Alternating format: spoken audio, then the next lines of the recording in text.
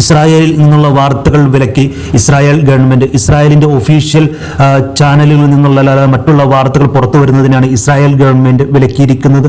Social media, സമൂഹ മാധ്യമങ്ങൾ വഴിയും മറ്റുള്ള ചാനലുകൾ വഴിയും വാർത്തകൾ പുറത്തുവിടുന്നതിനാണ് ഇസ്രായേൽ ഗവൺമെന്റ് വിലക്കിയിരിക്കുന്നത്. ഇസ്രായേലിനെതിരെ ഇറാന്റെ കടുത്ത ആക്രമണത്തെ സംബന്ധിച്ചുള്ള വീഡിയോകൾ കഴിഞ്ഞ ദിവസങ്ങളിൽ സോഷ്യൽ മീഡിയയിൽ വ്യാപകമായി പ്രചരിച്ചിരുന്നു. അത് ഇസ്രായേലിനെ സംബന്ധിച്ച് വലിയ നാണക്കേടുണ്ടാക്കി എന്നുള്ള ഒരു പശ്ചാത്തലത്തിന്റെ വിലയിരുത്തലിലാണ് ഇസ്രായേലിൻ ഗവൺമെന്റ് ഈ സോഷ്യൽ മീഡിയകൾക്കും അതോടൊപ്പം തന്നെ മറ്റുള്ള മീഡിയകൾക്കും നിയന്ത്രണം ഏർപ്പെടുത്തിയിരിക്കുന്നത്.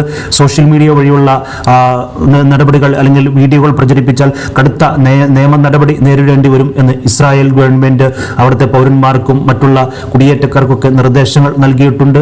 ഇസ്രായേലി ഗവൺമെന്റിന്റെ ഈ നടപടി പ്രതിഷേധാർഹമാണ് എന്നുള്ള മറ്റ് പ്രതികരണങ്ങൾ സോഷ്യൽ മീഡിയയിൽ വരുന്നുണ്ട്. അതോടൊപ്പം തന്നെയുള്ള ഹാഷ്ടാഗും ട്രെൻഡിംഗ് ആണ്.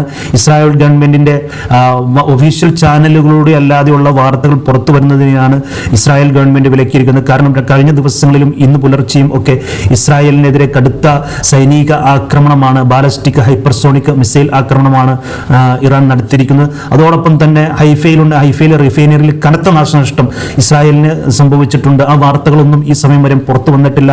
ഒരു ഒഫീഷ്യൽ മീഡിയയിലൂടെയോ അല്ലെങ്കിൽ സോഷ്യൽ മീഡിയയിലൂടെയൊന്നും ആ വാർത്തകൾ ആരും ഷെയർ ചെയ്തിട്ടില്ല. കാരണം ഒരു അപ്രഖ്യാപിത വിലക്ക് നിലനിൽക്കുന്നത് കൊണ്ടാണ് ഇനി അത്തരം വാർത്തകൾക്ക് ഇസ്രായേൽ സെൻസർഷിപ്പ് ഏർപ്പെടുത്തും എന്നുള്ളത് ഉറപ്പാണ്. അതുകൊണ്ട് തന്നെ കൂടുതൽ അപ്ഡേറ്റുകൾക്കായി ഇനി കൂടുതൽ ഇസ്രായേലി ഗവൺമെന്റ് മാധ്യമങ്ങളെ മാത്രമാണ് ആശ്രയിക്കാൻ നിർവാഹമുള്ളൂ എന്ന തലത്തിലേക്കാണ് ഇപ്പോൾ കാര്യങ്ങളുടെ പോക്ക്. എന്നിരുന്നാൽ തന്നെയും അതിൽ കൂടുതൽ വാർത്തകളും അപ്ഡേറ്റുകളും തീർച്ചയായിട്ടും നിങ്ങളിലേക്ക് ഞങ്ങൾ എത്തിക്കുവാൻ ശ്രമിക്കുന്നതായിരിക്കും.